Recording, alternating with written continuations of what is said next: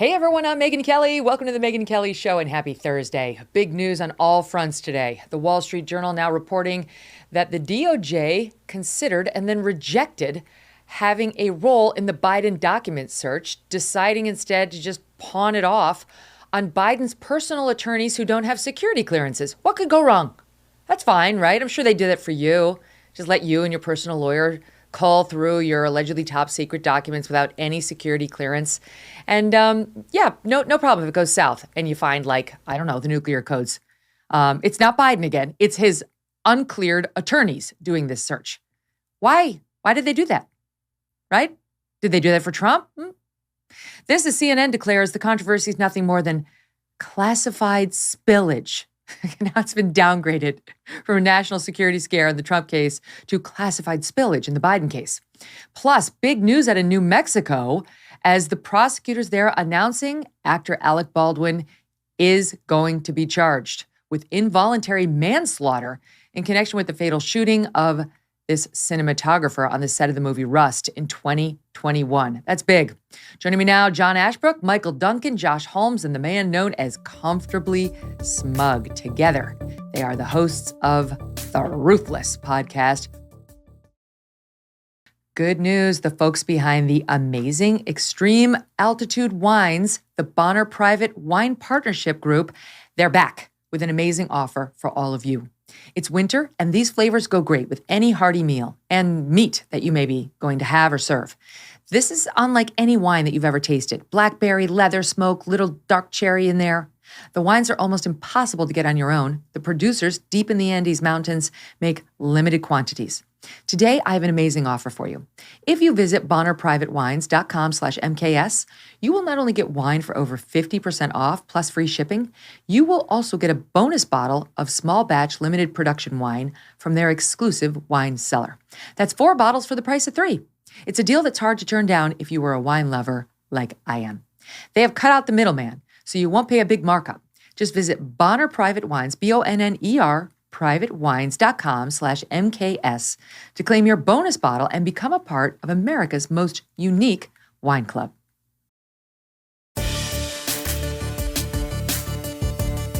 What a day. We got a lot to get through. Can you believe he's getting charged, guys? Amazing. I mean, I don't know exactly what all goes into that, but what a tragic situation. I can't believe, I almost forgot it happened. It was so long ago, but yeah, I guess they're processing it now. Yeah. Well, I mean, the thing is, and we'll get into this with a lawyer tomorrow and sort of go through it legally, and I'm a lawyer, so I've got some thoughts on it too.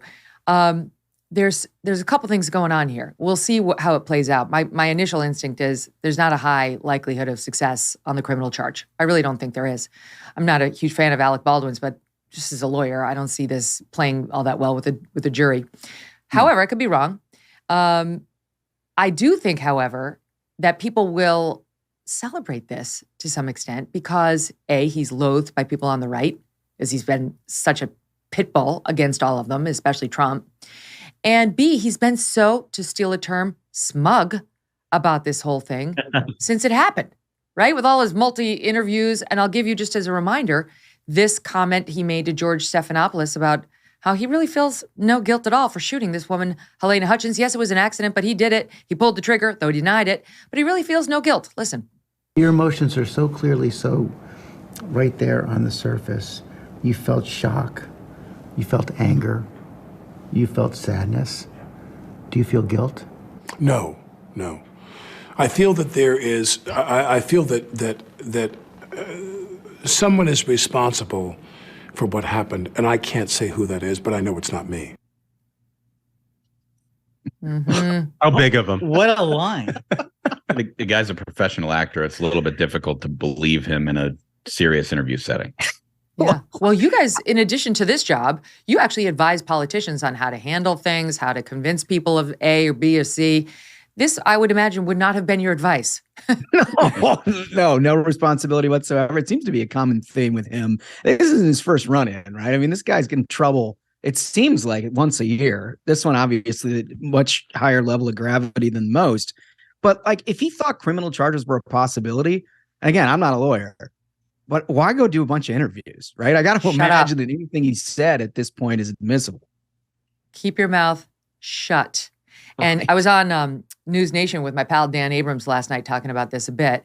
And he ran an interesting SOT I hadn't seen before, sound on tape SOT, soundbite, where Alec Baldwin gave an interview to the sheriff's department earlier in this case, shortly after the shooting. And you guys may recall, he would ultimately tell George Stephanopoulos he did not fire the trigger, right? He said he didn't pull the trigger. Actually, we'll play that. Here he is denying later to Stephanopoulos that he pulled the trigger. So I take the gun and I start to cock the gun. I'm not going to pull the trigger. I said, do you see that? She goes, well, just cheat it down and tilt it down a little bit like that. And I cock the gun. I go, can you see that? Can you see that? Can you see that? And she says, and then I let go of the hammer of the gun and the gun goes off. I let go of the hammer of the gun and the gun goes off. At the moment, the decisive That was the moment the gun went off, yeah. That was the moment the gun went off. It wasn't in the script for the trigger to be pulled. Well, the trigger wasn't pulled. I didn't pull the trigger. So you never pulled the trigger? No. I would never point a gun at anyone and pull a trigger at them, never. We never do that. Okay, so they've already said that's not possible. The FBI's already looked at it and said that's not possible on this gun. This gun would not have gone off if you didn't pull the trigger. And by the way, he also adds the admission that he was trained never to do that. So the training is don't do it. The standard of care is don't do it. Don't pull the trigger. He admits that, okay? But he tries to deny to George that he failed to comply with the standard. He said, oh, no, I would never. I was trained not to. I would never. But look at this soundbite again, courtesy of my friend Dan, who did his homework, that he admits, listen, there's a lot in here, but here he is talking to the sheriff's office. He admits he shot the gun, that he was the one who shot her. Listen. I am speechless. We're here shooting. Everything was going fine. Joel is my friend. I'm one of the producers on this movie. We've developed this movie together for 3 years. I left my wife and 6 kids in New York to come here for a month to shoot this movie. And I'm the one that shot the gun today that had a live bullet go through that woman's body and into his body. And I need to know, how did that happen? Where did that bullet come from? Where did there are no live rounds in her kit, I'm told. That line's going to matter. That's going to matter. Oh, I mean, you don't need to be a PhD in engineering to understand that when you pull the trigger, it releases the hammer. And so 2 SOTs ago, he was describing how he pulled the hammer back and released the hammer. That fires the gun.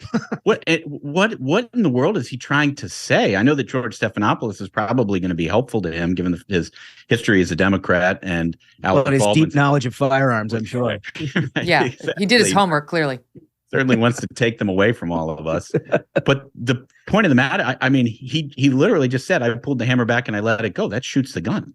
Well, this whole but thing the is so FBI is saying strange that's to me, not true. right? The FBI says you have to pull, you'd have to pull the trigger in order to send the bullet out of the barrel, and that this must be a lie. That this gun would not be firing if he hadn't pulled the trigger. And so his statement to Stephanopoulos, according to the FBI, looked at it, is a lie. And that's what's going to, and all of this, Holmes, I know you're going to say something, all of this goes into whether a DA charges you or not. The DA is looking at these statements saying he admitted he shot the gun. He tried to deny it later. The FBI says you cannot shoot this gun without actually pulling the trigger. So he's lying. Why is he lying? It could suggest a consciousness of guilt, that there was wrongdoing. He admits what the standard of care is and that he's been trained in it. But in another interview seems to admit he didn't follow it. All this stuff could lead you into some very hot criminal water, and that's where he finds himself today. Go ahead, Josh. I was just going to say, I'm just so confused by all of it because on one level, like, look, Baldwin's a scumbag, right? I mean, we all have known that. We followed his career. He's actually a pretty talented actor, but I mean, he is a scumbag. And I have no doubt that he's lying about all kinds of, whether he pulled the trigger, whether he didn't pull the trigger. I don't know. But like, on movies, don't we have blanks, right? I mean, I guess it's hard for me to get the connection between how Alec Baldwin has a live round in his gun. And I guess I heard from Stephanopoulos there that it was not in the script for him to pull the trigger. I mean, I just, the whole thing makes no sense to me. Clearly there is culpability here. A woman lost her life. It seems to me that anybody who's got live rounds in a weapon, Alec Baldwin, I find it hard to believe is the stage guy, is the prop guy, right? It's like putting the bullets into the gun. Yeah, but I guess the point would be it's grossly negligent to pull the trigger on a set, especially if the script doesn't call for it. Which I guess that's the issue. Is that That's the piece I don't standard? know. You would know more than us, Megyn, but like No, the script didn't negligence. call for it, and the standard Yeah. of care is not to do it on a set. You don't actually have to pull the trigger. But this gun did not have blanks. It had dummy rounds, which they're like models. You know, a blank makes the sound and does some fake smoke, so it looks like you fired a real gun, a real bullet out of a real gun, live bullet. But a dummy round is just, it's like for a gun like this, like the Colt 45, where you can see the bullets as the audience just by looking at the outside of the gun. So it's there to just be pretty, you know, it's there to sort of just look like, and in any event, what happened was a live round, an actual, you know, live fireable bullet or two or three, we don't know how many, got loaded into that gun. And that was loaded by the armorer, we're told, Hannah Gutierrez Reed, and then provided to the first assistant director, who we also understand from the Wall Street Journal has agreed to plead guilty in the charge of negligent use of a deadly weapon, which is one down from what Alec and the armorer is also going to be charged with. And then he handed it to Alec saying cold gun. And it was his responsibility and her responsibility to make sure a cold gun was in fact handed over. But there's a third responsibility in the hands of Alec Baldwin, who actually handles the gun, to not actually pull the trigger, says he. And some other actors like George Clooney have said you also, as the actor, would never take anybody's word for it. You'd actually look inside the gun and look at the bullets yourself. Now, how an actor is supposed to know if it's a dummy round versus a live round? The dummy round's whole goal is to look exactly like the live round. You have to take it out and shake it. One sounds one way, one sounds a different. How Alec Baldwin would have done that. I mean, that seems to me a lot to ask of any actor.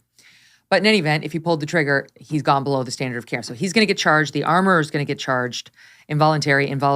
The first assistant director is going to plead guilty to negligent use of a deadly weapon, which I think is probably where this will likely end with Alec, the negligent use of a deadly weapon. I think it's going to be fascinating to see how a jury, if it ever gets that far, reacts to a guy like Alec Baldwin in front of them. They tend to love celebrity. Yeah. Well, in the meantime, he should probably button his trap, right? I mean, I think that's the thing to me that's the oddest is any normal person, if they were involved in a tragic situation like this, would feel terrible that there was a loss of life, that a woman was killed, and the gun was in their hand at the very least when the bullet comes out and kills somebody, and for him to say, "I feel absolutely no guilt." No. Well, not only like, that, he's like, someone's responsible, but it isn't me. I mean, not only how is that, the sheriff's interview, he's complaining about, oh my gosh, I've had to travel all the way here from New York and leave my family. Yeah. And boy, so I'm really put out by this whole thing. I can't believe this woman got in the way of my weapon. It's so... That's exactly right. Can we listen to that soundbite again? You're right. I picked up on that subliminally. It was sort of bothering me in the back of my head, but it didn't come to life for me until you just said it. Can we listen to that soundbite again, guys? Alec with the sheriff. I am speechless. We're here shooting. Everything was going fine. Joel is my friend. I'm one of the producers on this movie. We've developed this movie together for 3 years. I left my wife and 6 kids in New York to come here for a month to shoot this movie, and I'm the one that shot the gun today that had a live bullet go through that woman's body and into his body. And I need to know, how did that happen? Where did that bullet come from? Where did there are no live rounds in her kit, I'm told. You're so right. I left my wife and my 6 kids to do this. Do you think I was bargaining for this headache? I think he should have remained speechless instead of being speechless. He decided to confess to the crime. Yeah. All right. So that's Alec. He's going to have his own legal troubles out there. I do, for the record, think it's interesting. According to the Wall Street Journal, no charges for the guy who provided the ammo to the armorer. She had been pointing the finger at him. His name is Seth Kinney. And he had been pointing the finger at her, saying, he's like, I didn't do anything wrong. I didn't give you live rounds. I gave you dummies and blanks, and you're responsible for the gun. And it seems that the DA and the sheriff's office have concluded the armorer did something wrong here.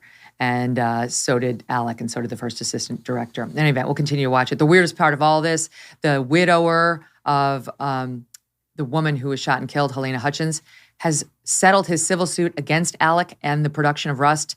And now they are going to resume production of the film with the widower as an executive producer of the project Come with on. Alec Baldwin starring. Serious? Serious. What a terrible situation That's the whole awful. thing is. So you could conclude from that part of the settlement is that this dude gets to be on the film. Who He knows? gets an EP credit.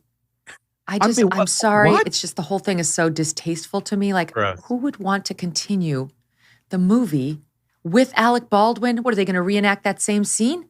You know, people are going to go to this just for like the rubbernecking effect that you get on the road, just to see like, was this the part where it happened? What part was shot by her? Was this where before or after he killed this woman and shot another man on set? It's like, who would want to see it to completion? Right. Nobody was going to watch it before. It's not exactly Lawrence of Arabia. Here. Yeah. You know, it's not. This is not going to make it into AFI's top 100. No. Although, there's precedent for this before. I mean, I remember a movie growing up. I think it was The Crow or something. Oh yeah, right. Yeah. I remember that. Right, and I forget the actor who lost his life in that. In a very similar situation. It was it Brandon Lee? Bruce Lee's son. Yeah, Bruce Lee's son. That's right. Exactly. Brandon I don't Lee. know ultimately how that ended up being resolved from a legal standpoint, but I know they did finish the movie. Well, there'll be I mean, if it really is never the standard for the actor to pull the trigger, he's going to have tons of testimony to that effect. George Clooney will not be helpful to him, but I'm sure a lot of other actors will. And so we'll see. I mean, he's taken a massive hit, I think, in his reputation on this because of his callousness. I think a lot of us saw the initial day, poor guy, my God, what a tragedy. And then he started talking, and those ratings went off the cliff. By the way, same thing's happening with Meghan and Harry. I'm just going to say, Newsweek did a poll. Their approval ratings went off the cliff. They were maintaining some popularity here in the United States, never in Britain since they pulled all their shenanigans last year. But here in the United States, they were doing okay. Now they're both below zero on their approval. They've been up in like the 40s. I don't know how it's like a 40 to 60 point swing, something absurd. So sometimes it's better just to be quiet and let people wonder about whether you're a prick instead of actually proving it. That's so good. Well, those poor royals, they never get a break. Yeah. It's just such a tough life. Single tear. Okay, so let's talk about Joe Biden, who ostensibly could be also facing criminal charges, though don't count on it. What's happening right now in the messaging at the White House is fascinating to me. Instead of Joe Biden really being hung out to dry on this, because he's the one who was so careless with his documents, it's Karine Jean-Pierre. At some point, this woman needs to turn around and say, I'm not doing it. I'm not going back out there. I don't trust a lot of you. But man, is she taking a beating, justifiably because of her stupidity in believing her boss and delivering his message without questioning it and without leaving herself any room to wiggle. Hold on, I want to see. Let's see, is it? Yeah, here she is. Okay, last Thursday, she claimed everything's complete. The search is complete. We've given you everything. And after this point, there was an announcement of 2 more tranches of documents. Okay, after everything was complete. Oh, wait, except for this one. Oh, and also this one. And once again, none of them found by the FBI, but by Biden's lawyers. So here's an example of how it's going for her over at the White House press briefing, SOT 2. On Friday, you stood here, though, and were asked about the documents issued by our count some 18 times. So did you not know on Friday that those documents had been found when you were at the podium, or are you being directed by someone to not be forthcoming on this issue? And I was repeating what the counsel was sharing at that time. Are you upset that you came out to this podium on Friday with incomplete and inaccurate information? And are you concerned that it affects your credibility up here? Well, what I'm concerned about is making sure that we do not politically interfere in the Department of Justice. I'm just going to leave it there. Oh, man, what a bunch of bad answers. Right? Terrible. She's like flailing because she misled, or she just said something without knowing the facts. Either way, disaster. Go ahead, Josh. It's the one thing you teach a press secretary, particularly at the White House, is you'd never overcommit, right? You're never definitive about things you don't know the answers to. And counsels often, when you're dealing with potential criminal charges against a sitting president, don't go give you all the information. But that's why you don't overcommit, right? That's why you don't say things like, it's complete, everything is done, we're all moving forward here, which is exactly what she did. And literally, as she was doing it, they had Biden's own lawyer in his own home finding more stuff, right? So, I mean, look, from a White House spokesperson perspective, it is the worst practice that I've seen since like what the McClellan guy in the Bush administration, where every time he came out to the podium, people were like, "Oh, dude, just stop." I don't feel like you're giving Sean Spicer his due. Megyn, that crowd size was the most gigantic thing that's ever shown up on the mall. I can't believe you're not admitting to that. My God, it was so train wrecky. Nice guy, but that was a train wrecky press secretary stint for sure. So she's also asked if President Biden still has confidence in his team managing this PR disaster and potential legal disaster. And here's what she said. Does President Biden have confidence in the way his team is handling this with this trickle out of information and the documents being found day after day? I can tell you this, the president has confidence. Does he? Do you believe that's true? No possible way. There's just no possible way. And this is the liability, I think, that they open themselves up to when they let Biden's lawyers manage this process, right? Because I think that explains why she's sort of in the dark on some of this stuff. I mean, they should have just handed it all over to DOJ the second that they became aware of this. But of course, they didn't want to do that for, I think, reasons we can all infer. Oh, entirely. Right. But also, again, I know this is a little bit technical, but you're the spokesperson for the White House. It's an official government job. You're the president's spokesperson. You shouldn't be pontificating about the personal lawyer of the president and whether he has confidence in that or not. You can punt on those questions. That's a question for in direct to the lawyers themselves.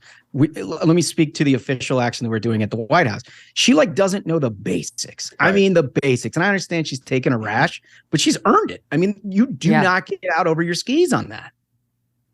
So she doesn't know what she's talking about. And we took the liberty of just putting together a little budded soundbite of some of her lowlights, proving she doesn't know anything about anything. Here's SOT 1. 3 U.S. winners of the 2022 Nobel Prize, who won the Nobel Prize in chemistry, who won the Nobel Prize in physics, and who won the Nobel Prize in economic sciences. The president meets with U.S. winners of the Nobel Prize. One of the things that has been out there, the shut down the pipeline of Nord Stream 1. That matters, right? Bipartisan support. When you have someone top of mind, they're top of mind, exactly that. And she was on top of mind. He takes classified information and documents very, very seriously. He takes this very seriously when it comes to classified information. He takes classified information and documents very seriously. We take this very seriously, and the president does as well. I just answered the question. I literally just answered that question. I'm done with you right now. Well, I certainly hope she keeps her job, because what you've just played is the last 3 months of intros to the Ruthless variety program. And if she goes somewhere, we're going to run out of material. Yeah, I wonder if you can get a bi-caramel in the congressional gift shop. Well, I think you could, but it comes with whipped cream and a cherry on top. Oh my God. Bi-caramel. It's soon that's going to be added to like LGBTQ plus. Is that a new thing? Also the bi-caramel group. I mean, the thing is at the end of the day, the reason she subjects herself to this level of humiliation, because that's what this is. When you know you're that terrible at your job and you go out there day after day to get embarrassed, the whole reason she's doing this is because as a Democrat, she's guaranteed she'll get either a job at Amazon or she'll get a show at MSNBC. So all she has to do is put up with this long enough. I mean, her predecessor's got a show on MSNBC, so she's going for the same at the very least. And also just sort of unemployable in any other area beforehand. Right. I mean, she was a MoveOn.org activist who's now somehow a spokesperson for the president of the United States. I mean, she's way out of her depth. Right. She could be a very nice person, but this is high water that she's in. It's embarrassing. I don't want to give anything up here, but I don't think she's the only former MoveOn.org activist sitting in that briefing room on a day-to-day basis. A couple people behind the camera, you think? Yeah, more than one. Okay, but nice segue into my next point, which is the media coverage of the Biden scandal, right? Instead of drilling down, and a couple did, like the CBS news reporter, and CBS broke the story of the Biden documents, was grilling her pretty good. It was actually fun to watch.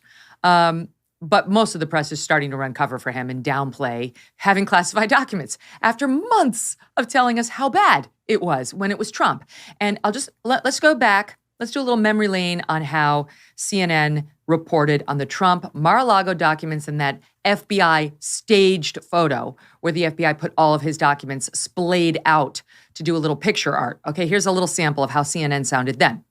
The filing includes this photo. It's really something to behold here. Seeing it there laid out, that's pretty striking. You see these documents all laid out. It is astonishing. It made me ill to see those documents. Sickening. It's sickening. Okay, flash forward to yesterday on the Biden documents, which we conveniently don't have a photo of because it was his own personal lawyers doing the search. Listen. All right, this morning we got some new CNN reporting about how just common it could be for classified documents to be outside of the protected places and spaces they're supposed to be in. Experts in this matter say it is known as classified spillage. This kind of classified spillage happens almost literally every day. There are just millions and millions and millions of pieces of classified information, not all of which are exquisite. My kids had some classified spillage at breakfast this morning, and I'm not sure that did anything to do with what's going on. The other thing is about classified documents. The one thing you want to make sure of is take as many pictures of them as possible. And it's essential that you get that out to the free world. I gotta respect that a company that's doing as poorly as CNN can maintain a stable of idiots that large, so that you can have one cast of characters on to bemoan Donald Trump and then wholly new people on to say the exact opposite. It's really quite amazing bench. Lot of bench. Isn't it incredible? They're not even trying to like hedge a little and be like, this is really this is horrible what he did, but let's talk about why it keeps happening. No, it's just like, of course, it's very common and it happens all. And the nerve for the listening audience in the new clip in which they're like, it's really not a thing. They actually used the Trump photo again that the FBI did. It's the same photo. It's now the stock classified photo, right? I mean, right. It looks very different now, 6 months later. I don't know why. Something weird. I'm not sure what did the change for me. But yeah, it looks suddenly very, very different. And it wasn't the only thing. I was listening this morning to NPR. I listen to NPR in the mornings, and I listen to Daily Wire and some other right and left sites. So, got both sides. Same thing on NPR. Long discussion, in fact, on how very common this is. They had former security experts saying, it happens all the time where someone innocently leaves the department. And then when walking home says, blank, look what I have. It's really not a big deal. Okay. And by the way, those people, I should note for our audience, they don't have the power to declassify documents like President Trump did, right? So it's like, but still, the vapors, Trump and Biden, classified spillage, like something that happens to a nursing mom.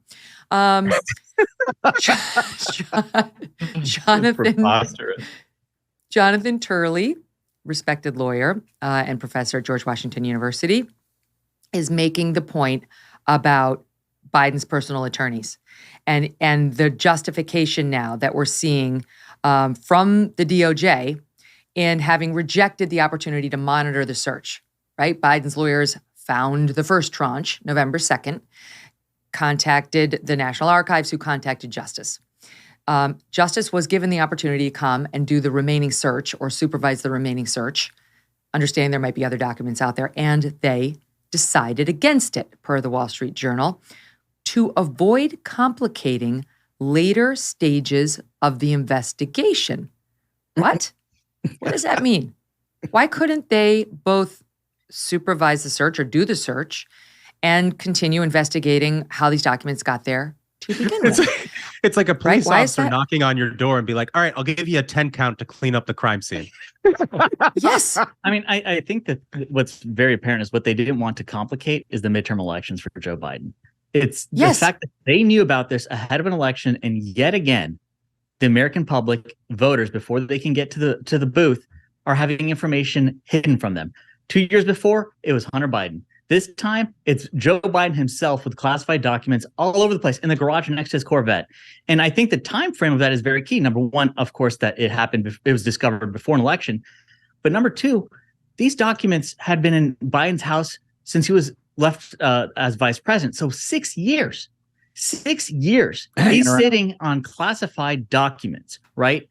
And the FBI is mad because Trump, who had left the White House, maybe 6 months earlier, has these documents and they kick in the doors. There's a huge difference in the way that they're handling this, and the way that the Justice Department has made this very clearly political. Smug, I think it's interesting that you called it his house, Joe Biden's house. When we have seen documents on Twitter, everybody has seen documents on Twitter where Hunter Biden claims that he owns the house.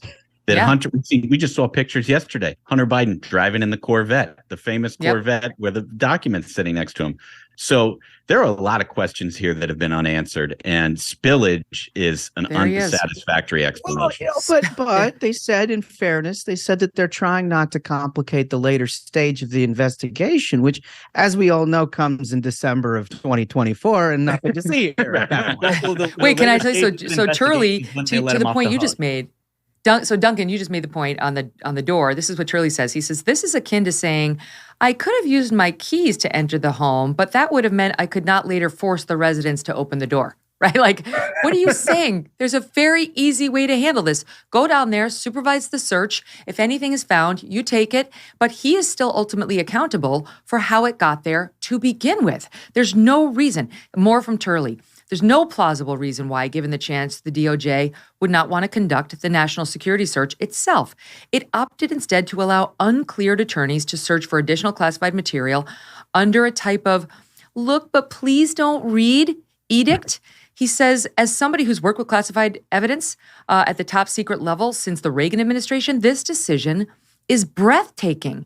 He says it effectively replaced well-established national security protocols with an honor system to be followed by persons unknown. The approach was grossly negligent.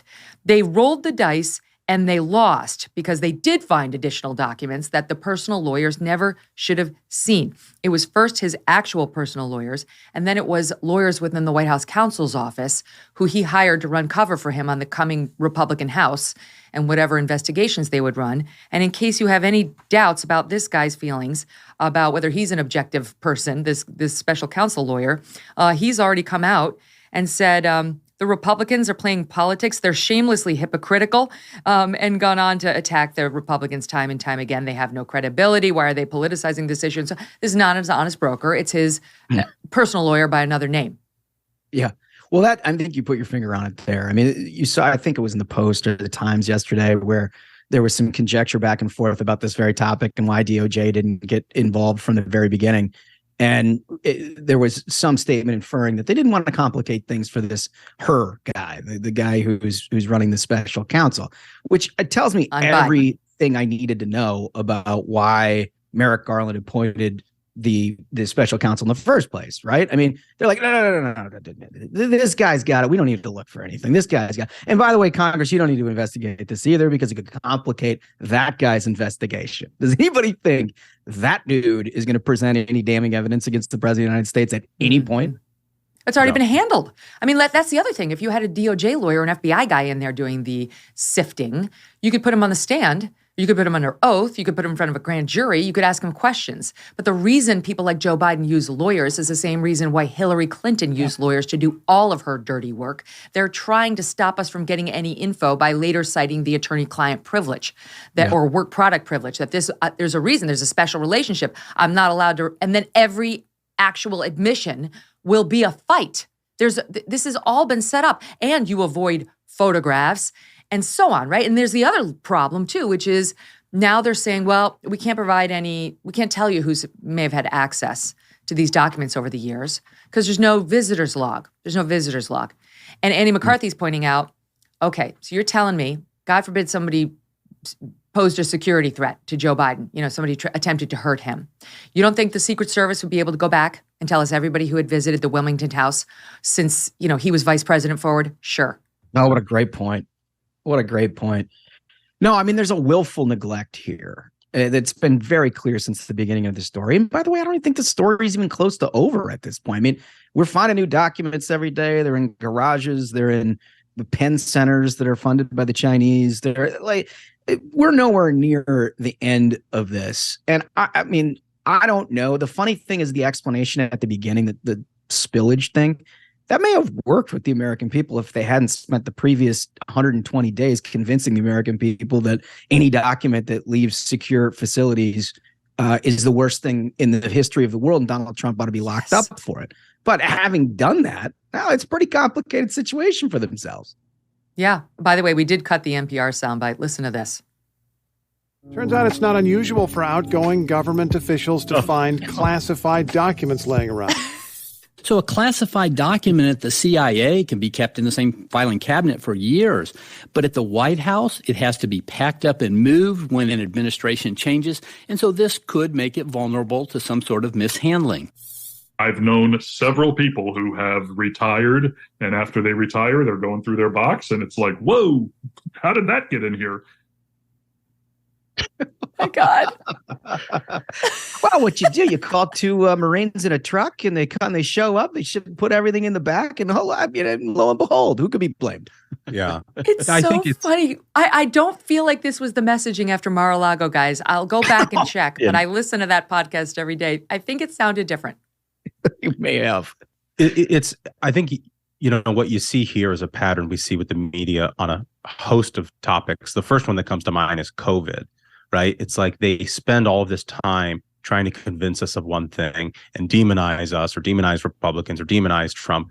And lo and behold, 2 years later, suddenly they're like, oh, you know what? Maybe we are over-reporting COVID deaths. Sorry, we went on television every day to say you were a murderer for going outside without a mask on, but we've discovered now that maybe we were wrong, and we all got to move on together. No, but they'll never say they were wrong. They're just moving with new information, right? Oh, no, right, it's new. All right, wait, I've got to squeeze in a quick break, and then we are going to play the Dr. Leana Wen soundbite from CNN. This is a person she used to run Planned Parenthood. Then she got booted. Then she took a job at CNN, and she was their go-to on mandatory masks, mandatory vaccines. The nation's well-being depends on it.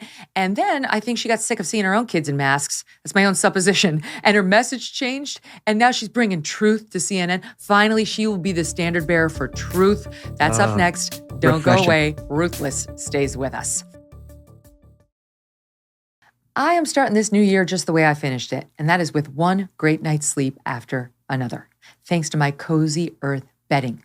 Cozy Earth was founded to help transform lives by offering the softest, most luxurious, and responsibly sourced bedding in the world.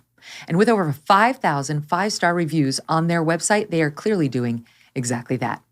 Cozy Earth uses only luxury materials such as the finest premium viscose made from highly sustainable bamboo. No wonder top designers chose Cozy Earth. They chose it, they choose it, and so do I. And Cozy Earth bedding, which comes in 5 awesome colors, is super soft, lightweight, and temperature regulating, so you will sleep more comfortably year-round. Whether it's their luxury sheets, loungewear, pajamas, or waffle bath towel collection, you're going to love shopping at Cozy Earth. Plus, Cozy Earth bedding comes in a beautiful, reusable canvas tote. It's actually quite cute. So get Cozy Earth now. Hurry, save 35% on Cozy Earth while you can. Go to CozyEarth.com, enter my promo code Megyn to save 35%. CozyEarth.com, promo code MEGYN. Guys, you may not know this, but they might be overcounting COVID deaths at the hospitals. No, you don't say. Brace yourselves. They might be. And we know this because Dr. Leana Wen, the woman I described before the break, first wrote an op-ed in the Washington Post letting people know, and then talked about it on CNN. Now, let me take it to her Washington Post op-ed. This is the headline, overcounting COVID deaths and hospitalizations. That's a problem. She says that's a problem, okay? According to the CDC, we're experiencing 400 COVID deaths every day. But are these Americans dying from COVID or with COVID? My God, what a good question. I wish somebody had thought before now to ask that. That's brilliant, Dr. Wen. Understanding this distinction is crucial to putting the continuing toll of the coronavirus into perspective. Determining how likely it is that an infection will result in hospitalization or death helps people weigh their own risk. It also enables health officials to assess when vaccine effectiveness wanes and future rounds of boosters are needed. A gunshot victim or someone who had a heart attack, for example, could test positive for the virus, but the infection has no bearing on why they sought medical care. How did she come to this realization, guys? Well, she spoke with 2 infectious disease experts who estimated at one of their hospitals, 90% of the patients diagnosed with COVID are actually in the hospital for something else. Oh, man. So it's absurd. Michael Sanger, he tweets out, he's a contributor to Tablet, which is a great magazine, tweets out, breaking. Super sleuth Leanna Wen tells CNN we've been vastly overcounting COVID deaths, outlining the crucial distinction between deaths with COVID and deaths from it. How did we miss this? And then she goes on CNN and discusses this because she's a contributor there. And this was the question in response from Poppy Harlow. It wasn't, my God, the irresponsibility of us all overstating this when, by the way, we've all known this for 2 years. No kidding. Here's where she went. And I just wonder if you're concerned for people at risk like that or other vulnerable groups that this can give fodder to conspiracy theorists, to those who downplay COVID, to anti-vaxxers. I have had criticism on both sides. I think at the end of the day, we just need the truth. Yeah, that's the concern. Nice. Yeah. What are the conspiracy theories, the theorists or anti-vaxxers going to do with this, Doc? What do you make of it? Megyn, I know that you have spent a lot of time on your show talking about the downfall of late night comedy and where did it go and why did it go away? But who needs late night comedy when you have all this on daytime cable? I mean, literally, the news is it's the greatest comedy of the modern day. It's incredible. So I can't imagine. It goes back to our previous segment where we were talking about how they just sort of present new facts as if nobody was talking about it the whole time. They have a sociopathic ability to do so. It's wild. It's so incredible. Like the brazenness of it, as if the country hadn't occurred to anybody, since moment one that COVID deaths were overcounted. I mean, like, did we not have a national discussion about that for 2 years? And now she shows up and she's like, guys, I got some new information. Sit down. I have talked to down. at least 2 doctors, and these people, they tell me the gunshot wounds, not a COVID death. I'm taking criticism from both sides. And I mean, I think that's part of the problem is we never did have a national conversation on it. Because if you did ask any questions, you were called a conspiracy theorist and you could get banned off of Twitter. You had Democrats who were saying that you were going to be responsible for a winter of death. So that's the way that anyone who asked any questions was treated. And now they're wondering, how did we not know about this? We didn't.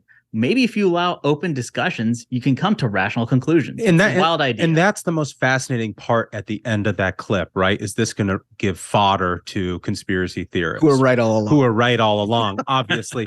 And what you come to find out is that those terms like conspiracy theorist or anti-vaxxer or whatever, for the vast majority of their use case in mainstream media is just to preserve their role as gatekeeper. Bingo. It doesn't matter that they were wrong.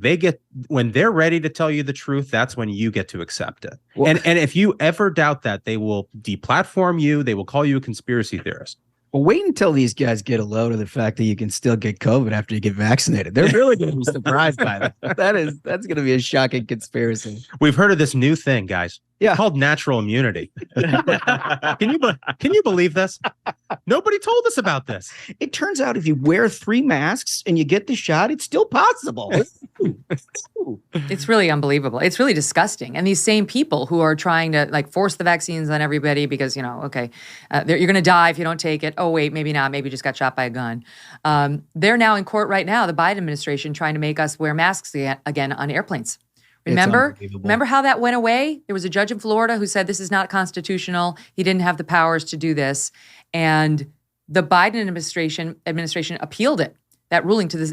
Remember all the videos of the people on the airplanes yes, ripping the masks off. It was in response to that ruling. So it's now up to the 11th Circuit Court of Appeals, which covers Florida, among other places. And Biden administration went in there on Tuesday to argue we did have the power and it should be reinstated. And now that's up for grabs. I mean, they could be coming back now because Biden just extended the emergency declaration quietly last week, so he's still got his national emergency powers, and he's in court right now saying, "Let me mask the people up again on the buses and the trains and the subways. It's my power, and it's for the good of the nation."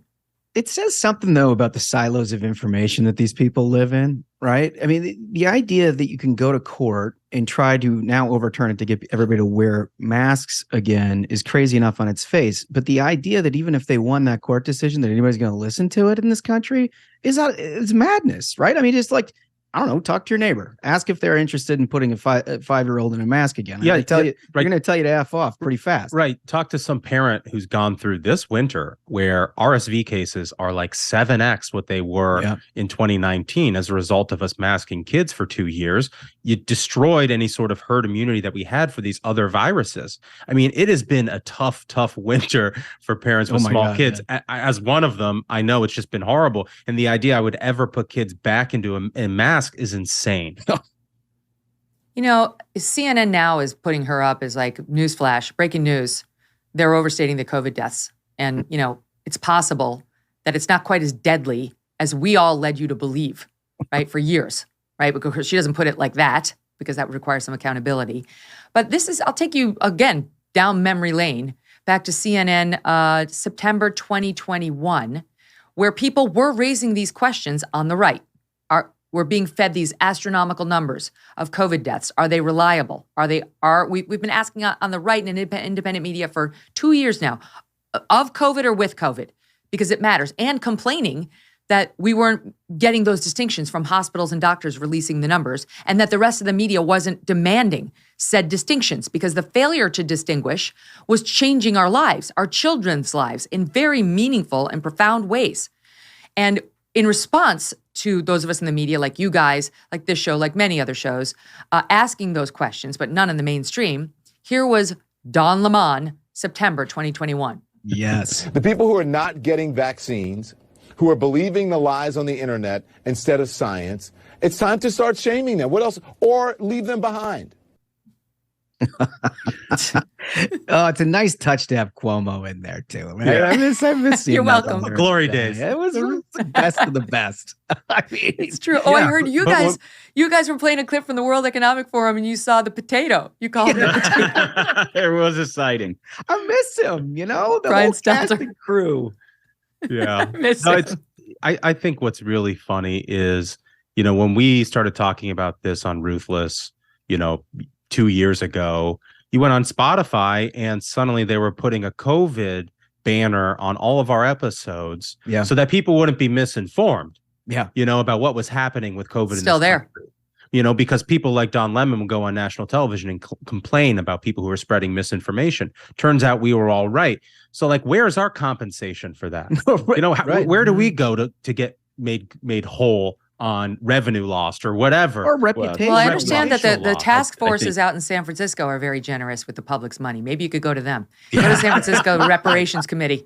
That was we should be in line for reparations. I There's think no that's question right. about I that. think we all know exactly where they're going to tell us we can go if we come looking for something. Yeah. Well, Well, they're going to be as accountable on this as they were on the disinformation experts, the intelligence experts on the Hunter Biden laptop. That's exact. There's no accountability for these people. There just never has been any accountability for them. And The only accountability is people Not watching them. Right.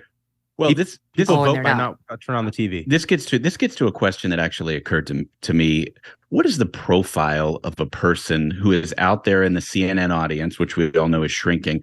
What is the profile of a person who was watching yesterday and saw this segment and was like, wow, you know what? I'm going to take my mask off. They're overcounting. I'm free. I mean, like, free at last. What's the profile of that person? I thought the exact same thing. It's like, what enclave are you residing in where this is news? You're like, holy shit, you mean it's not killing everybody? Hey, kids, come out of the den. Get your masks off. It's unbelievable. We're free. Yeah, I'm not a big believer in red flag laws, but if we have a red flag law in the country, it should be for somebody who was surprised by that information. Well, no, I guarantee you the vast majority of their audience saw that and they were like, oh no, Leanna Wen's been co-opted by the right. She's a right winger now. She's spreading disinformation. This is dangerous. This should be censored. By the way, I have an update on just how poorly these networks are doing, and you're going to be really interested in it. But that's what we call a tease. I'm going to keep you over to hear the actual bloodbath numbers that are happening right now as a result of coverage like that. The hosts of the Ruthless podcast stay with us, folks. And don't forget, you can find this show, The Megyn Kelly Show, live on Sirius XM Triumph Channel 111 every weekday at noon East. The full video show and clips. The clips are fun when you subscribe to our YouTube channel, youtube.com/Megyn Kelly. If you prefer an audio podcast, it's always easy, right? You're doing your makeup, you're doing your household chores. You can just listen to the pod.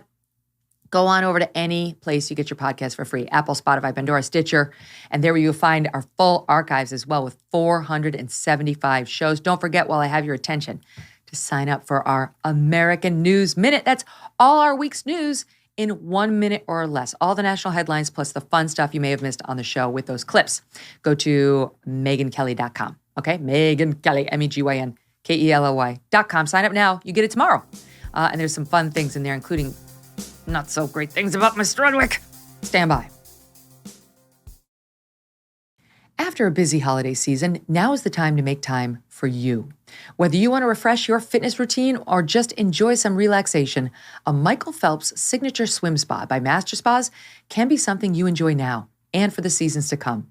Making time for yourself, even if it's a 20-minute swim or sitting in the hot tub seats in a Michael Phelps swim spa, can be incredibly beneficial to your mental health and physical health. And that is what Master Spas is all about, helping you live life better. A Michael Phelps swim spa combines the benefits of a pool with the therapy of a hot tub. It comes in a variety of sizes to complement almost any yard, even if it's a small one. Exercising in the water is a great way to include physical activity into your daily life, whether you're a beginner or a fitness enthusiast. Michael Phelps swim spas are 100% made in the USA by Master Spas, the world's largest swim spa manufacturer. A Michael Phelps swim spa is energy efficient. You can use it all year long. Go to masterspas.com, put in the promo code MK to save $1,000 on a Michael Phelps swim spa or $500 on a Master Spas hot tub. That's masterspas.com, promo code MK. I'm going to give you an update on the rating situation, and then we're going to have a fun conversation, boys. Okay, here's the latest. MSNBC ratings. This is just from last Friday. Joy Reid, okay, in the demo. I'll just give you some perspective, okay? Just not for nothing, but we pulled October 2016 when I was hosting the Kelly File. This is the demo, 25 to 54, right? Not the overall households, which is always much bigger. That back then would have been, I don't know, 4 to 6 million at that point. Kelly File pulled in 641,000 in the average demo. Okay, that's on any given night between 600,000 and 700,000. Right now, I'll give him this. It's not an election year, right? October 16th, that was a hot time, but it wasn't that inflated from where I normally was. Now, Joy Reid, 7 p.m., 96,000 in the key demo. 96. Chris Hayes, 106. Alex Wagner, the new Rachel Maddow, 82,000. 82. Lawrence O'Donnell, 88,000. CNN, not doing much better. They're hovering around, this is just Tuesday night of this week. Anderson Cooper, 135,000, barely above. 11 p.m., whatever show they're putting on across from Gutfeld, 97,000. Gutfeld is getting 346,000. So 3 times, right, as much. He's very and there was reporting just this year, 2022 was the worst single year ever in the demo and the overall for both MSNBC and CNN. Something's wrong with the business model, folks. You hate to see it, Megyn. You really hate to see it. They're Couldn't trying happen so to a hard. better group of people. They tried so hard. And, it helps. You have literally hundreds, if not thousands of people working on set designs and all these things. We got 4 beat-offs with a USB mic thrown in the side of our computer, and somehow we're dominating them. Look at our sign taped to the television. Real professional It's operation true. here.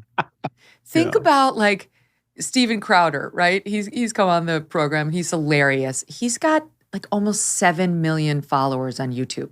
Almost 7 million. He's crushing these guys. You guys are crushing them. I am crushing them with ease. But it's like, it's a further example of how like the game has changed.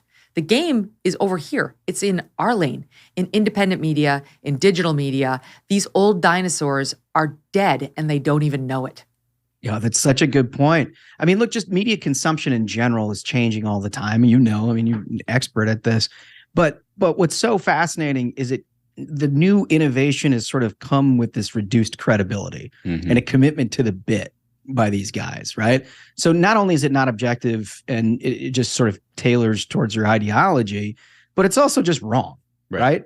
And then in addition to that, it's super not entertaining. Right. Right.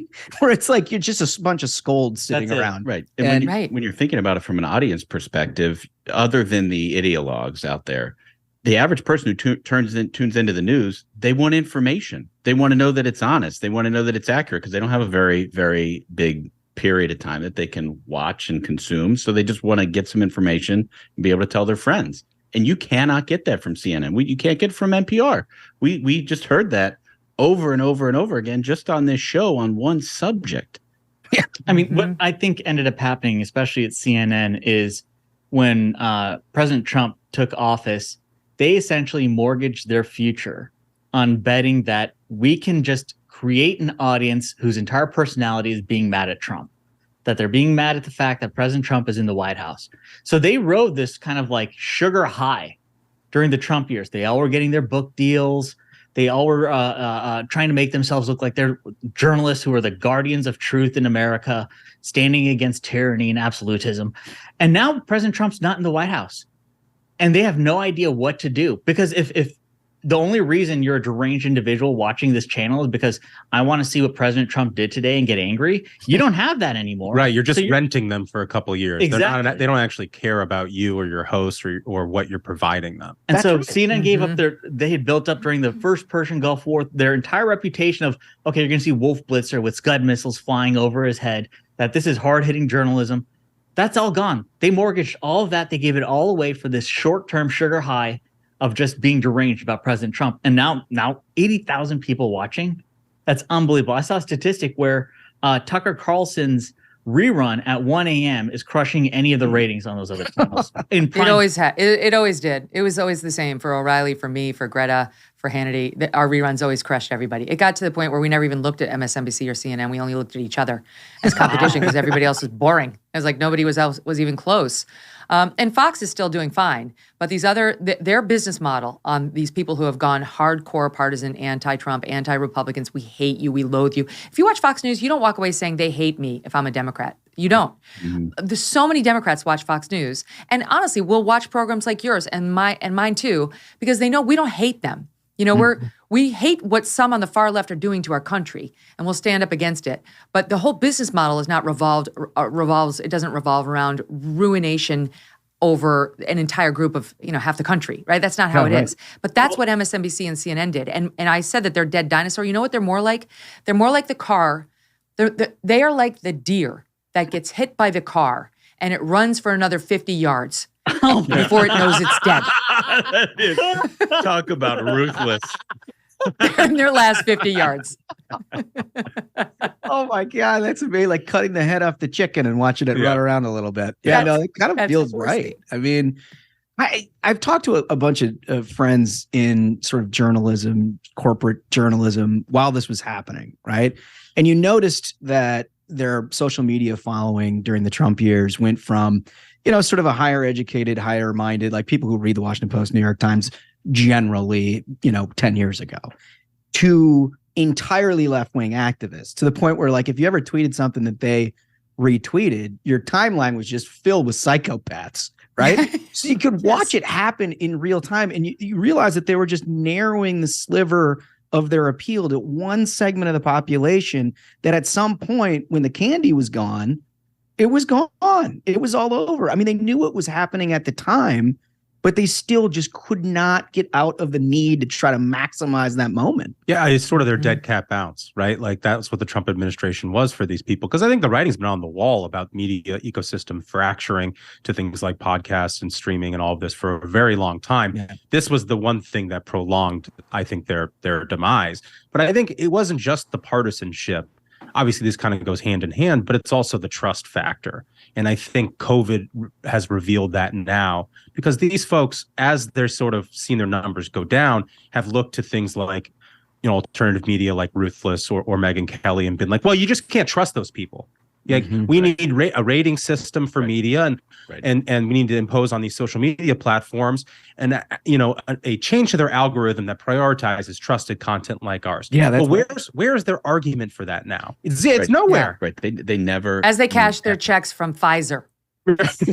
Right. They never question their assumptions, and I think that is one of their biggest Achilles. And if you look at, like, everybody in their audience went to elementary school, everybody learned about the scientific method, everybody knew that the first step in the scientific method is observe and question. And so when they hear COVID news and they're like, oh no, you're not allowed to ask that question, you're not allowed to offer that observation, you just have to take this bureaucrat's word for what you're supposed to do to yourself and to your children. It's and by the way, responsibility. Exactly. By the way, shut down your business and be happy about it. And if you complain, you're the problem. Yeah. You know what I mean? Like people are tired of that. They're like, okay, well, maybe my ideas aren't always the right ones. Maybe somebody else has the right idea. That's what they want to be a part of. And they insult the viewing public by taking somebody like Don Lemon with that absurd soundbite, which, we could run 25 of those just off the top of my head of him saying things like that and mocking the right and all that stuff. But now he's on the morning show, like literally wearing a sweatshirt with a jacket over it. Like this is the new relaxed Don Lemon, who's like morning Don Lemon, who's going to be, I guess, more fair Don Lemon. So far, no evidence of that whatsoever. Don Lime.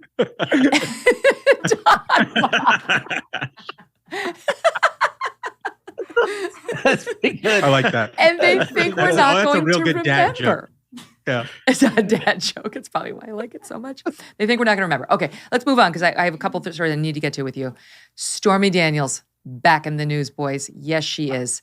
She was the porn star with whom Trump allegedly had an affair.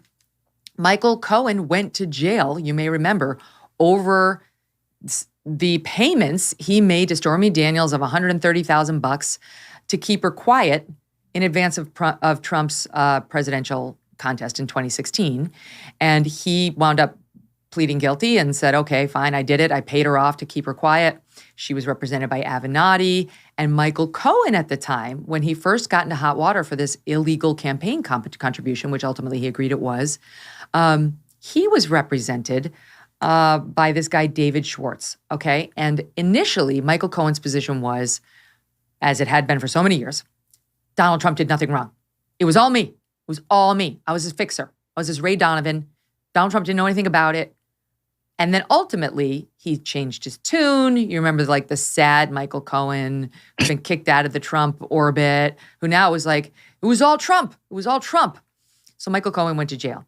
Now, the New York prosecutor is once again resuming this inquiry, the DA's office, Manhattan DA, working with Michael Cohen to try to get him to say, again, his new line, which is, it was all Trump.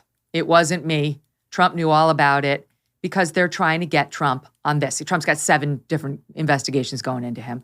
But this Manhattan DA's office is the latest favorite to try to get him on this payment to Stormy Daniels by using Michael Cohen. I'm going to take you down through memory lane. When that guy, David Schwartz, Michael Cohen's lawyer, came on my show speaking for Michael Cohen and had a very different message at NBC, this was, about whether Trump knew anything about this, which I challenged him on. Listen.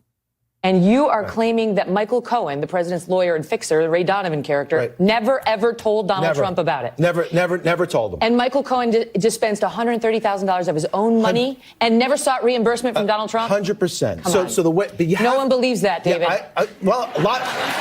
I'm challenging you on the impossibility that he paid $130,000 for something he didn't do and never sought reimbursement from his client. It when you're looking at it in a vacuum, but if you understand the relationship here, it makes complete sense. The truth is, he loves the boss, and he did it out of love.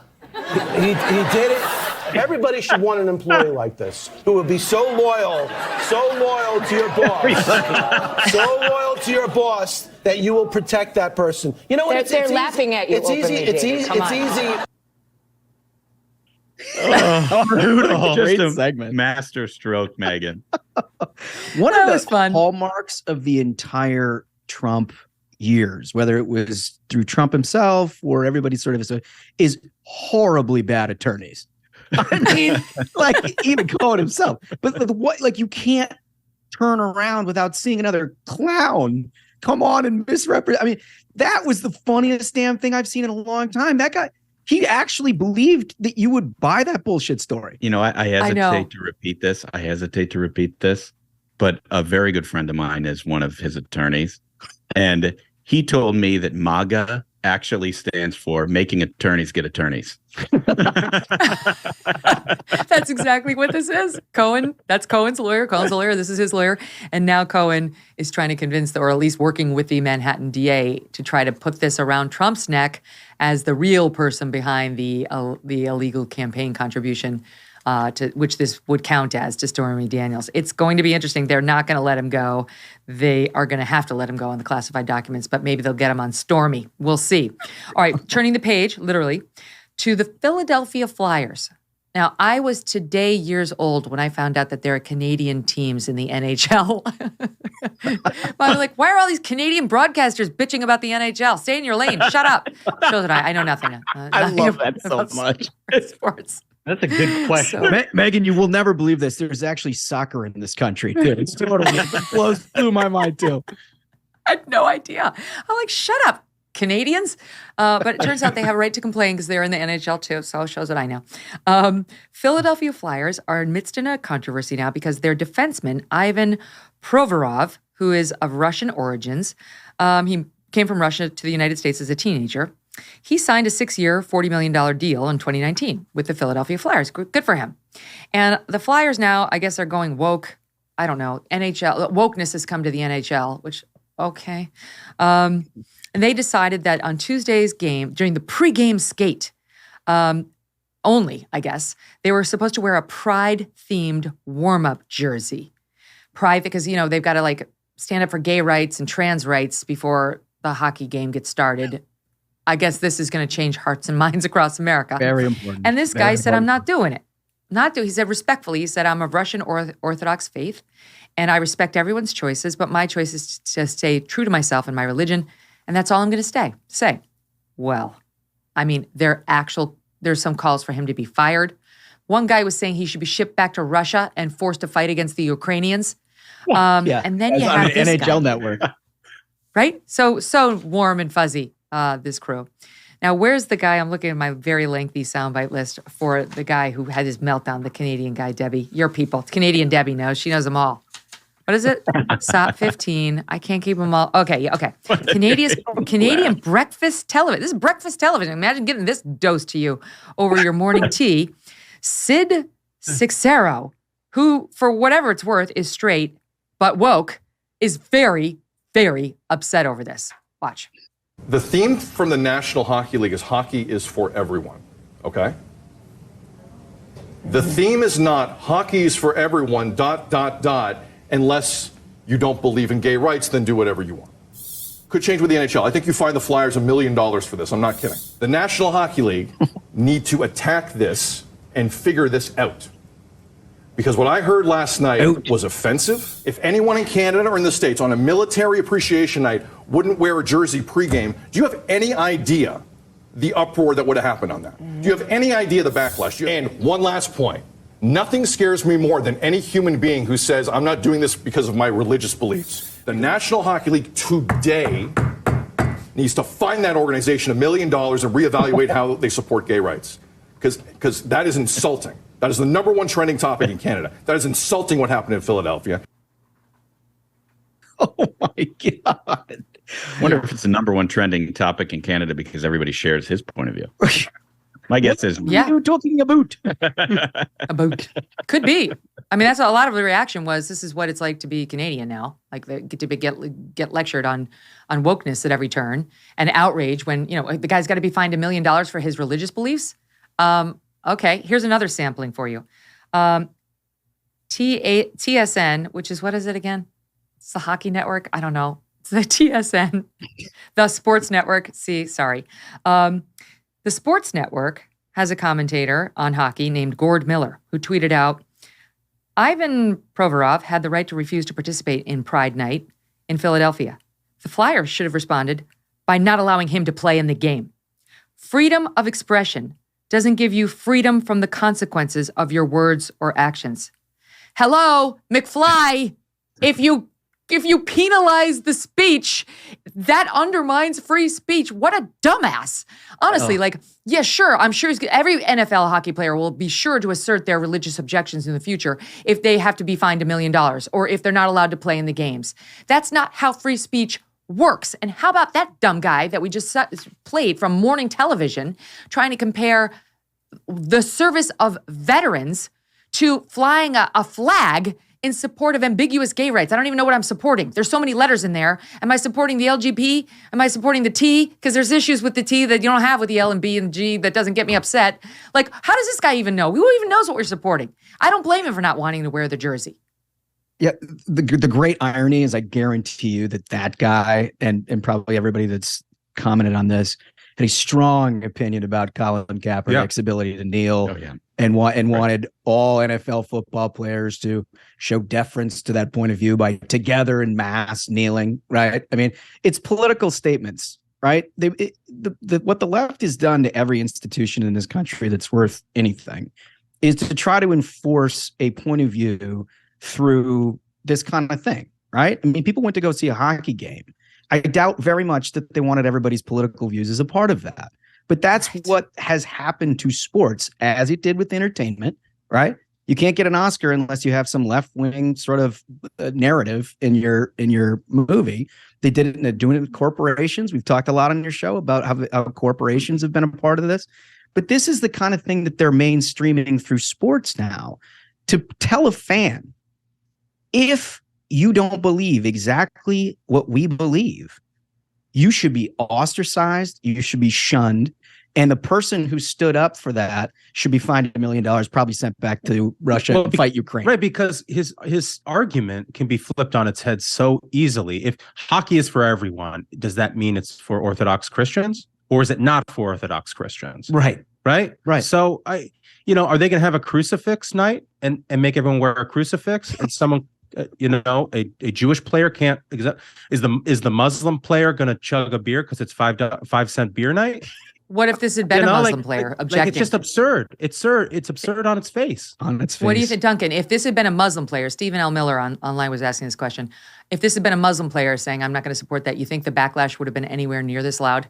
No, because then, there's all these concentric circles in the woke agenda and they get a pass. But the white Christian guy does not get a pass because none of this is actually logical. All it is they want to enforce the ideology of a regime. We went in this country from a place of tolerance and common decency to each other. And we're not going to agree on everything. And that's okay. No, we have a regime ideology that we're going to enforce through media and through now even sports. They can't even give us that. Right. And if you are not in line with that, you will be punished. There's a guy who I don't always agree with. He's off the left end, but I follow him on Twitter. And I know, Megyn, you talk to him from time to time. And he is an advocate for gay rights. His name's Glenn Greenwald. And Glenn Greenwald tweeted about this. He commented on this. And you, Megyn, you've talked about this on your show. And what he said was, I'm just paraphrasing here. There's always been an internal debate. But if you look at what the consensus view was, it never had anything to do with forcing people to wear rainbow flags against their will or be publicly shamed for not doing it. Right. That's the point. I mean, this is an activist. I think it's 100% what has become of progressivism is it's almost completely the same type of approach that the Maoists used during the Cultural Revolution in their struggle sessions. If you do not sufficiently celebrate what we tell you, you should face dire consequences and be shunned from the group. You should be put in an out group. And that's the exact same way that they are enforcing their ideology on everybody right now. And it's sports. For God's sakes. They won't give it to us. I just want to watch a damn hockey game. My life is full with this shit. I just want to watch one hockey game. No, not tonight, pal. Not tonight. It's true. No, it's true. That I was listening to the guys on commentary, the podcast, and they were saying this reminds you of the black squares on Instagram. The day that everybody's supposed to post a black square for BLM. And then people started shaming each other That's how that Jessica Mulroney, who's the daughter of the former Canadian Prime Minister, her downfall professionally started there, if memory serves, because there was a person of color with whom she did business who saw she didn't post the black square and got mad and was like, I really want to see that. I want to see that go up. And I think Jessica Mulroney decided not to do it for whatever reasons.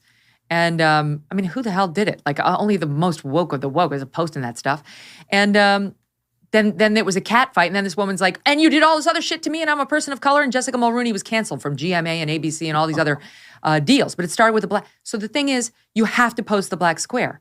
You have to wear the jersey. If you are, it really is compelled speech. And if the government were doing it, it would be blatantly illegal. We're having cases like that decided every day in the age of this wokeness. But it's also pernicious to have a private organization make you do it when, as you point out, the guy signed up to play hockey. Where in his deal does it say he's got to be the standard bearer for whoever's flavor of the day? Right. Well, you know what? To play devil's advocate, it is solving all of our problems. I mean, it actually is helping society come together. Society has just never been more unified than it is today, thanks to the black squares and the jerseys and everything else that they do. Nothing is quite like crossing the Edmund Pettus Bridge, like posting a black square on Instagram. It's literally the least you can do. Solidarity. It's so theatrical. Listen to this woman. Look, NHL right? writer Rachel Malanta, she tweets out, being LGBT plus. Again, what's in there? I got L, I got G, I got B. T, I think needs a separation because it's got a totally different fight going on that even people in the LGB are objecting to. I don't know what's in plus. As a lawyer, I like to have clearly defined terms.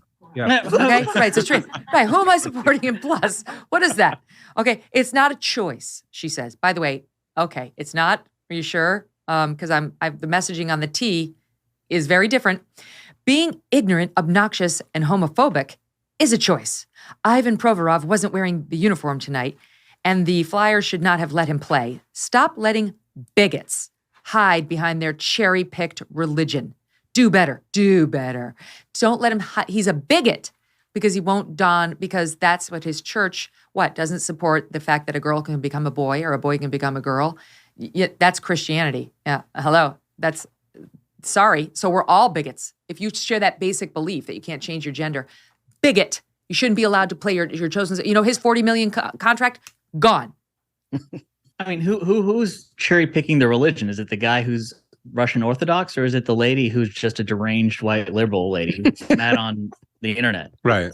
One of them cherry picked a religion that they now follow. Who's topping off the fourth glass of Chardonnay, and she doesn't, right? Yeah. I mean, that's the thing, is that nothing has anything to do with gay rights, right? It just as the black square had nothing to do with civil rights. It's all a theatrical production to try to shame people into conforming to whatever you say this theatrical protection actually does, right? Because it doesn't actually make anybody's life actually better. I mean, I don't know what the purpose of all, I guess, inclusion, hockey's for everyone. Like, look, do what you need to do. But don't be surprised when you cause more problems than you attempted to solve here, right? Mm-hmm. Which is what this is all about, why we're talking about it. Right. Right now, the league is standing behind him. And so is the coach. The league is saying, hold on. The coach says, that the Russian defenseman was true to himself and to his religion. That's one thing I respect about him. He's always true to himself. The NFL says players are free to decide which initiatives to support, and goes on from there. So NHL, whatever, whatever. The hockey people, they're on the side of the You're a big hockey fan. It sounds like, Megyn. No, I had this infamous interview with Erin Andrews, who I love and think she's great. And she married a guy from the NHL, very respected player, Jared, and Stolt. And when I was interviewing her, I'm like, so you married a guy from the NBA? And she was like, no. All right, let's end the show on a positive note. We did this story with the guys from the Fifth Column last week. It was what's happening at Hamline University, which is in Minnesota. And there was a professor there, an adjunct professor, Erica Lopez Prater, who made the mistake, quote unquote mistake, of showing an image of Muhammad in her art class. And she gave a trigger warning. She said in the syllabus she was going to do it. She told everybody that morning she was going to do it. She gave people 2-minute warnings saying it's going to happen in 2 minutes if you want to get up and walk out. Because some Muslims object to any depictions of Muhammad, as you guys know, as the world knows. And so she knew, but it was apparently this image that she showed was like, you cannot teach an art history class without showing this. And she got fired. The university fired her. One person who happened to be the head of the Muslim Student Association, who was in the class, who got all the warnings, said, I was blindsided. She popped it up there. I was blindsided. How? Did you not pay attention to anything? And basically pushed to get her fired, saying, as a Muslim and a black person, I don't feel like I belong. And this community doesn't value me as a member. Didn't show me the same respect I show them. Okay. It worked. They caved and she got booted. Well, good for this professor. She fought back and she filed a lawsuit. Just happened. So she got a lawyer quick, filed a lawsuit saying, you subjected me to religious discrimination and defamation. You damaged my personal, my professional reputation. You called me Islamophobic, you lunatic university administrators. And they caved. She was so right. They had no choice. The university now has come out and said, recent communications, articles, and opinion pieces have led the school to review and re-examine our actions. Like all organizations, sometimes we misstep. And here's the final.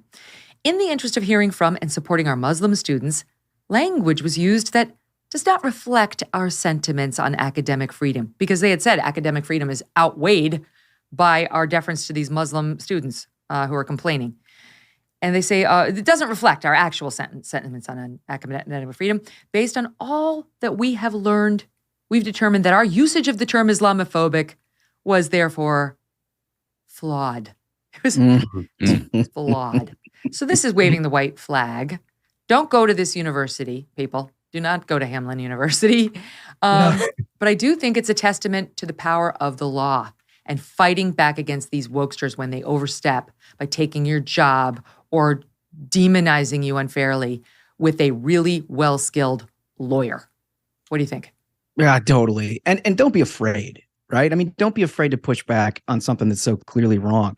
I mean, you do this on your program every day, and we try to do it on Ruthless too, is what they tell you can't do, right? It's all about trying to intimidate you out of actually having any rights of your own, right? They want to control the narrative. They want to control what's right and wrong. Heaven forbid you step on somebody's toes. But my second observation on this, to be honest with you, imagine the life that this student is going to lead when they are unable to continue in a class after the syllabus and everything else had told somebody that this is going to happen, and they have their recourse instinctively is to try to get the person fired, right? That they're so offended that they can't go on. I got to be honest with you. The rest of this person's life is going to be full of disappointments, full of disappointment, because it gets a lot harder than that. It certainly does. It's a really good point. The left literally just wants to get people fired. I mean, if we look at the parallels between the situation with the hockey league and the situation with this university, the left wants the guy playing hockey to get fired. And he's like, no, I respect everything. I just didn't want to wear it. He's like, that's, my religion says I shouldn't wear it, so I'm not going to wear it. So like this teacher said, if you don't want to look at it, leave the class. It's like she's going bending over backwards to help out because she wants to be sensitive, and the left's like, no, fire her. The left's like, no, not enough. Fire the hockey player. But you know what? Right. The hockey player, if you look on the NHL website, his jerseys are sold out, and I'm guessing that this teacher is going to do very well. Oh, maybe I'll get one. Maybe I'll get my first NHL jersey.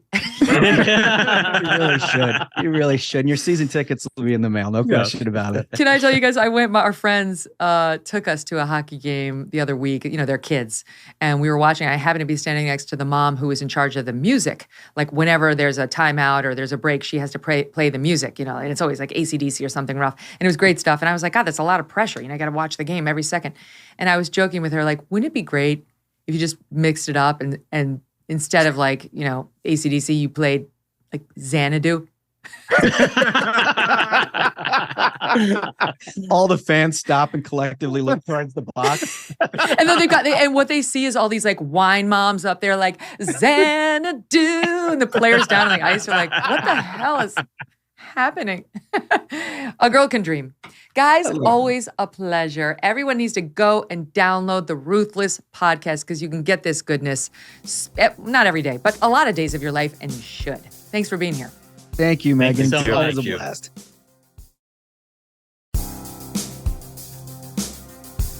First, I want to tell you about something great that's happening for somebody who you likely know, and she happens to be one of my closest friends, Janice Dean.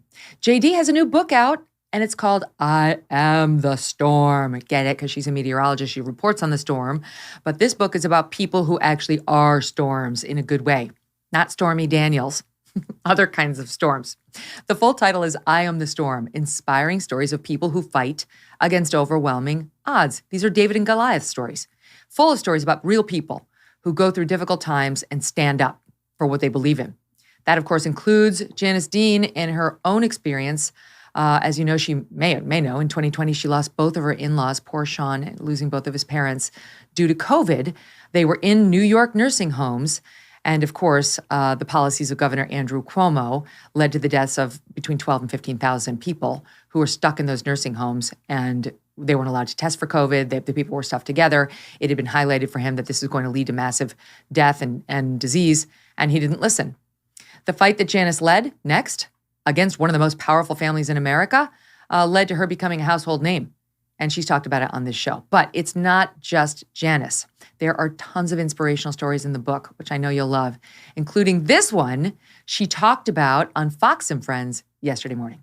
A lot of people don't know this story. This young woman who took a job at a post office at a lighthouse, a very remote part of Ireland, and she was the one that documented the forecast that was given to our allied forces that delayed D-Day. So I wanted to read you an excerpt from Please that. do. Okay, the Supreme Headquarters Allied Expeditionary Force in England was forwarded her weather reports, which were checked and double-checked. And when asked if her forecast was accurate, Maureen said it was. The rest is history. General Eisenhower decided to postpone D-Day by 1 day. Ted and Maureen, Ted was her boyfriend at the time, then became her husband. They had no idea of the gravity of their reporting.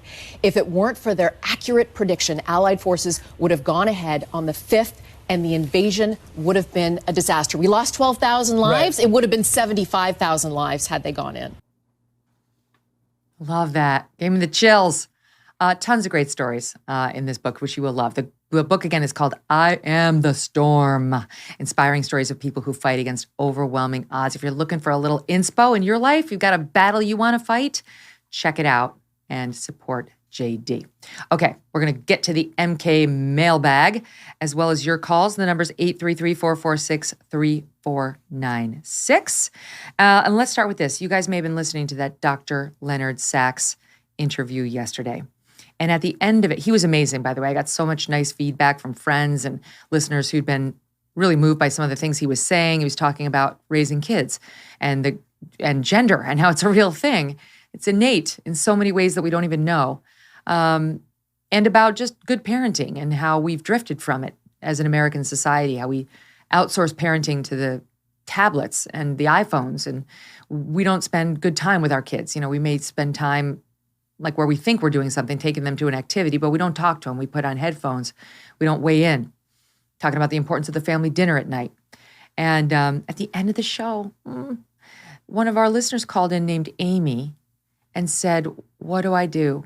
Because I have a 23-year-old and she's exhibiting some of the problems that we discussed on the show. And is it too late? Like, what can I do to help her? Because she's really struggling. And Dr. Sachs said, this is my most dreaded question because I have no advice for you. I don't know. Like, he was basically saying, you got to get this done early during their developmental stages or not at all. Oh, poor Amy.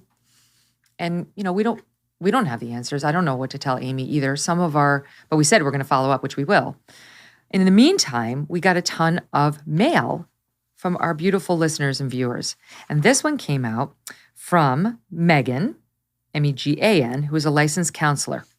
And she said this, my heart goes out to the mom who said she can't go backward but wants to know what she can do for her daughter. I would tell this mom to model honesty in her own growth. Let your daughter know you are a work in progress too. Go to therapy yourself. Work on your own demons and look for what blessings you have in your own life. Be authentic with her. Let your daughter know you trust her to make her own decisions and work hard to live as if you do trust her. Tell her you are there for her if she needs you, imperfect, and always holding love in your heart for her. Well said, Megyn. Paul also weighed in saying, poor Amy. I have a family member who's going through almost the same thing with her 23-year-old daughter. So many people feel, or like Amy and my family member, feel helpless, powerless, and worse, like they were or are parental failures. I'm hoping that you may have some additional resources for Amy and other families being destroyed by this. We are going to zero in on that. I thought it was a great question she asked, and a lot of people have kids who are older, and there's got to be another way besides like it's too late. So we're going to try to tap into some expertise in that area. Okay, a lot of people had thoughts on the trans bathrooms issue. You know, we had Carrie Prejean-Bowler and Britt Mayer on to talk about that, and this girl, the 17-year-old, who was very upset with the YMCA out in California for letting her get exposed to a male penis. There's a biological male walking around as a trans woman there without any warning. She's in there, 17-year-old, gets faced with that.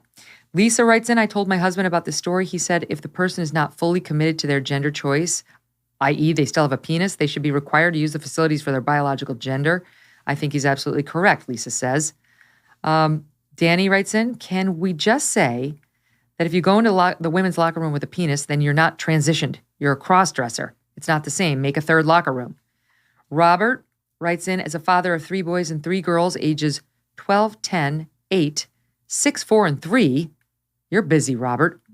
I fear what type of world they will face being exposed to sexuality at such a young age. Seeing Carrie Prejean-Bowler and Britt Mayer fighting against this at the local and national level is inspiring and helps me to be more vigilant. So much mail on that, so we thank all of you. In the meantime, let's take a phone call. We got Dan in California, who's got lots of thoughts for us today. Dan, hi, what's on your mind? Hey, Megyn, how are you today? I'm great. How are you? Good, good. Beautiful here in the desert, snow-capped mountains. Come on out. I loved you at Fox. You're the only person I ever watched on Fox. I really liked you on NBC. I think you got screwed by NBC by, whatever happened there. I listen to you a lot. I think you're smart. I think you're a terrific journalist. I think you tell it like it is. Unfortunately, I think you've turned really right-wing, Megyn. You praise the Republicans or the right, and you criticize the left all the time. I just think you've changed a lot, and sometimes I want to turn you off. But what I'd really like you to do, and I don't know, you didn't talk about Chris Cuomo this morning on his new show. He's terrific, and he's a journalist just like you are. I think he's one of the best journalists around. I would love you to bring him on your show, and you guys do a back-and-forth interview. That's hilarious. In no world ever will Chris Cuomo be my model journalist. Dan, wake up. Not only would I do it because he's not a good journalist, I could give you tons of examples. Go back and look at the way he covered the Trump White House. But I won't do it because he supported the smearing of Governor Cuomo's accusers unjustly, and then he lied to his audience about it. Okay? So do your homework. Chris Cuomo is no one's model of a good citizen or a good person. I understand your criticism on the politics and the way I cover them. And I will submit to you the following. The world has shifted under us, and there is a contingent on the left that must not simply be covered, it must be fought. And those are the people who are trying to tell our children they're less than because of the color of their skin, or that they can wake up tomorrow and reevaluate their gender. Kids who don't have gender dysphoria, but are offered it as a menu item.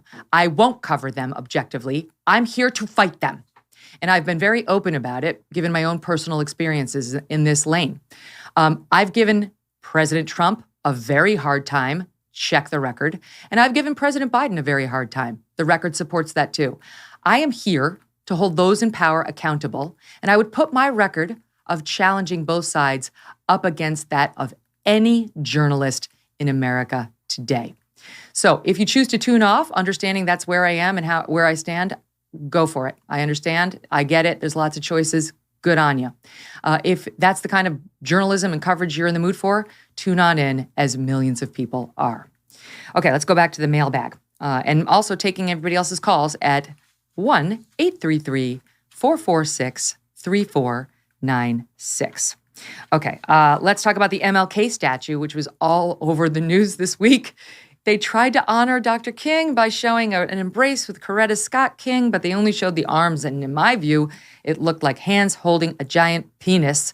It was not a good statue to a revered man, and they should have tanked it. Vinny writes in, the juxtaposition of the MLK Jr. statue segment and Harry's reading about his private parts was perfect. Neither artist Hank William Thomas or Prince Harry have any social awareness. I am eternally grateful that I had an older brother who would smack me in the head if I did anything stupid.